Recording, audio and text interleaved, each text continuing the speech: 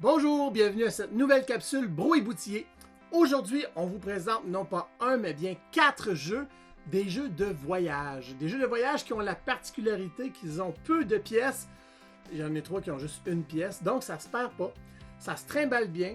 Ça peut jouer en solitaire ou à 2, donc des petits jeux de voyage. On transfère ici sur la table et je vous présente le premier qui est un jeu d'empilage logique. Ok? C'est un magnifique jeu qui est fait en bois. C'est une base. Ici, on a la base. Laissez-moi défaire ça pour vous. Et voilà.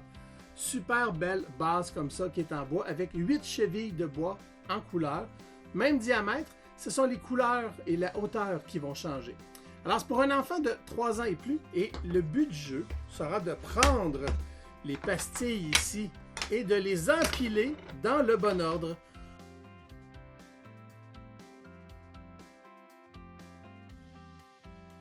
Et voilà, je viens d'empiler.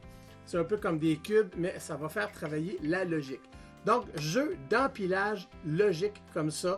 Motricité fine, repérage dans l'espace, discrimination visuelle. Hein? Un enfant de 3 ans, 4 ans, 5 ans va apprendre à voir les couleurs, voir les hauteurs. Il va apprendre à repérer son environnement. Et c'est de la résolution de problèmes, surtout à cet âge-là. Donc, premier jeu ici, empilage logique. Très intéressant. On a le lien dans la description. Maintenant, je passe à mon deuxième petit jeu de voyage, un peu particulier ici. Celui-là travaillait beaucoup le tactile, hein, les mains. Celui-là va le travailler au maximum. Alors, si je vous le présente comme ça, vous allez voir, c'est une petite pochette en tissu, comme ça, création MK. Dedans, on a plein de petites billes de plastique. Et dans les billes de plastique, vous pouvez voir à travers la vitre transparente ici, on a une multitude d'objets. Quel est l'inventaire de ces objets? Ici, on a une petite étiquette qui est bien attachée, donc on ne le perdra pas, qui est attachée avec. Et là, ce qu'on va faire, c'est qu'on va jouer à trouver les objets, à les amener comme ça dans nos mains, à la vue, sur le dessus, dans la vitre ici. Donc ici, j'ai une étoile. On va jouer tout seul ou à 2. Alors, le premier joueur pourrait lancer le défi au deuxième joueur. Trouve-moi tous les objets dorés. Alors, je dois les trouver. Je vais me repérer dans un espace en 3 dimensions. Parfois que ça va être dans le coin, dans le fond, sur le dessus. Voyez-vous, j'en ai un ici, j'ai une petite bille dorée. Où est... Ah, j'ai mon écu d'or. Et là, je dois faire travailler mes doigts, mais aussi ma tête et ma logique pour pouvoir repérer tous les objets qui sont dedans. C'est un jeu qui incite au calme et à la concentration. Parce que quand on commence à jouer là-dedans, on veut le trouver, puis nos mains le sentent. C'est vraiment le fun. Et c'est un jeu de patience. Hein? On peut jouer dans l'auto, au restaurant en attendant. On a noté qu'on peut prendre un crayon effaçable à sec puis venir faire un petit X dessus et ensuite avec une simple lingette humide effacer. Donc on peut garder trace de notre inventaire. Donc ici, le petit coussin d'exploration. Encore une fois, on va avoir le lien dans la description. Ici, 2 jeux similaires mais différents. Alors, je commence par le premier. On a le jeu qui s'appelle Dernière souris, partie finie. C'est un jeu qui est excellent pour développer la motricité fine parce que, bon, regardez bien, on a tous pété des bulles de papier bulle un jour. Hein? On aime ça parfois se mettre les doigts dans les emballages puis aller percer le papier. C'est un peu ça qui se passe ici où on va pouvoir aller faire virer de bord les petites bulles pour simplement les changer de côté. Alors, c'est le fun tout seul comme ça, mais c'est pas le but du jeu, je vous rassure. À tour de rôle, les joueurs vont devoir appuyer sur autant de petites souris, les petites bulles, qu'ils veulent sur une même rangée, juste une rangée à la fois. Mais le joueur qui va appuyer sur la dernière, c'est le joueur qui perd. Donc, il faut absolument pas appuyer sur la dernière, jeu de stratégie. Alors, si je prends ces 3-là, je viens de finir la rangée, c'est bien correct. Le prochain joueur peut décider d'en laisser que 2. Moi, je vais aller... je peux les compléter si je veux. Alors, l'autre joueur va aller ici en faire simplement 3. Moi, je peux décider de la finir encore.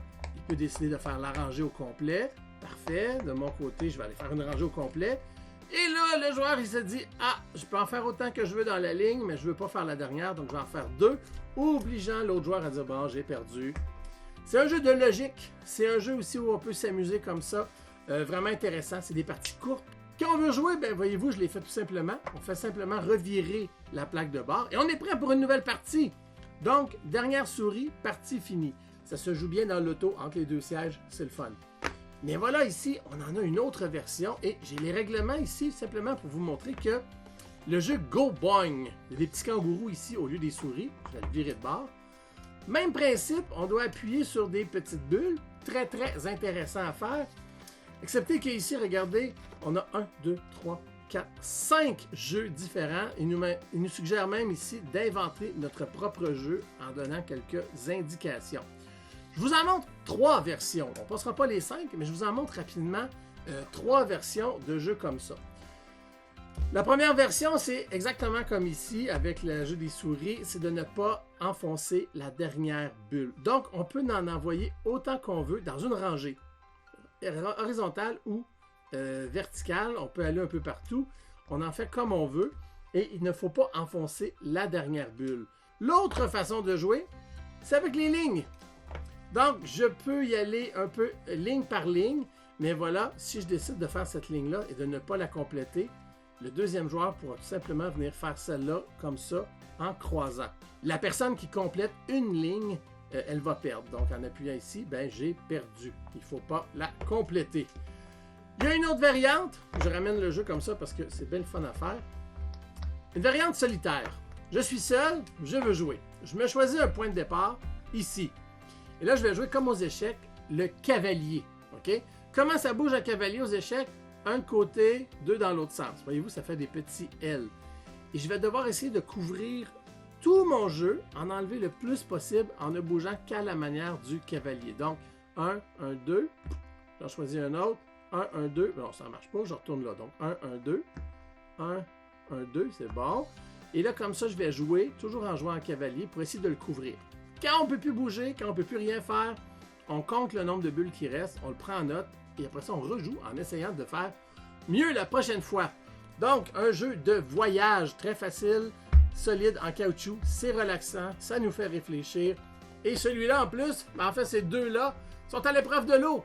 Donc, si vous les jouez à la plage, sur le bord de la piscine, c'est merveilleux parce que même s'il tombe à l'eau, il ne brisera pas. C'est en caoutchouc solide.